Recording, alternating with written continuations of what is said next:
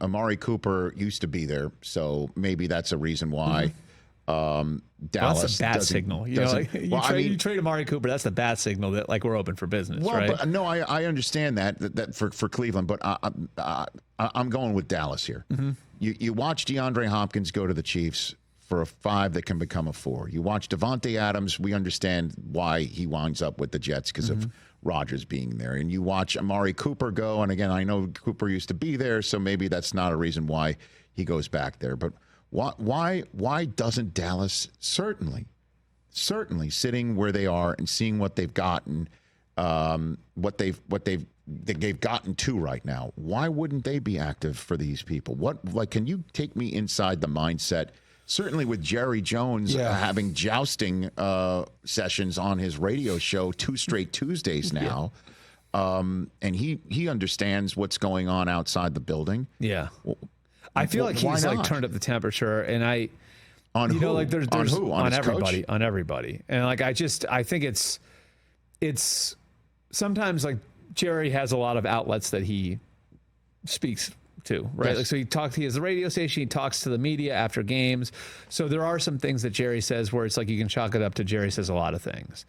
But like I just like look at the pattern of behavior going back to the end of last year, the all-in comment without spending much money, we're all in.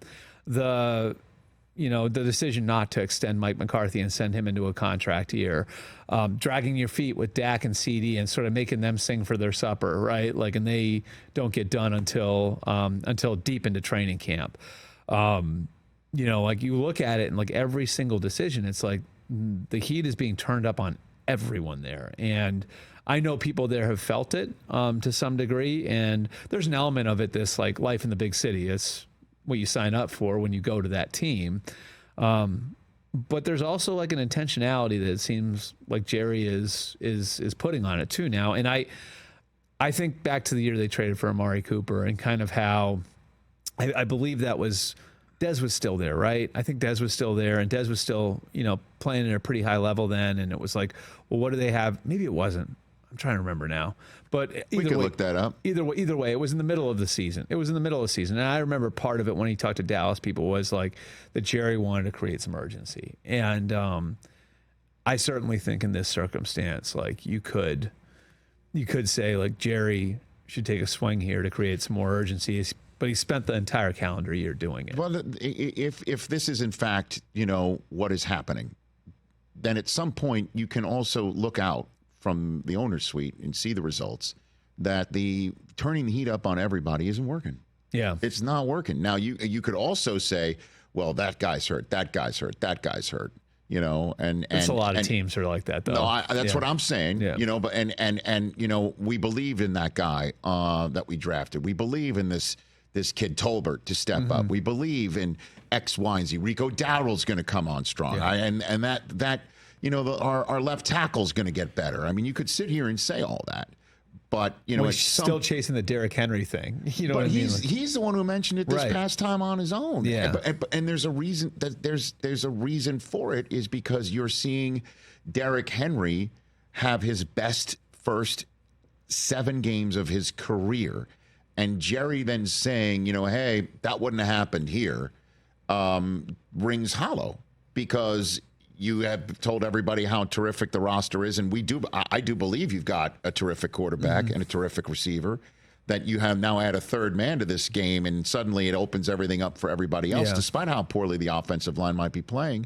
It just doesn't ring true. It sounds hollow, which is why if you go out and get somebody now, you can say, we're trying, unless that doesn't matter. Yeah. I don't know. Like that's so where I much, feel like we're sitting going into the big Sunday nighter against San Francisco. And so much of it's going to have to. I think so much of the improvement's going to have to be internal too, right? Like it's like, okay, like you're going to get Micah Parsons back. What does he look like? Do you get DeMarcus Lawrence back? How does Tyler Guyton look at left tackle as your first round pick? Deron Bland, what does he look back like when he's coming back? Is he the player that he was last year when he had 1 million pick sixes and he had a really good camp too before he got hurt? So. I think a lot of this is going to have to happen internal. Mike Zimmer's defense, second half of the year, what does it look like? Because they've gotten off to some horrific starts on that side of the ball. It's just, I think Jerry's probably looking at it right now and said, well, I was banking on this, and this.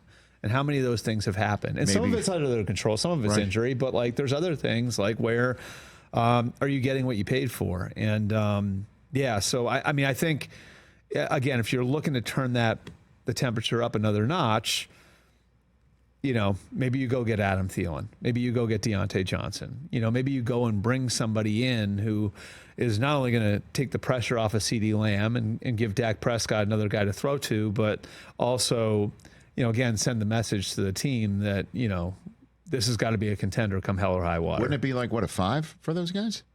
Probably not much, yeah. That's what I'm saying. I think Carolina, I think to some degree, Carolina would want to do right by Thielen and Deontay's in a contract year, you know, so I think either of those guys, I think either of those guys would be available. Yeah, that's what I'm saying. I mean, and so when does Micah return? What's your best guess here on that?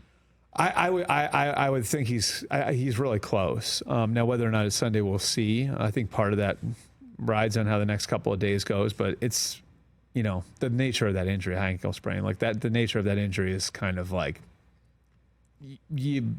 It really can, at the end of it, like when a guy's coming back, it truly is day to day. Catch the Rich Eisen Show every single day on the Roku Channel, 12 to 3 Eastern, for free.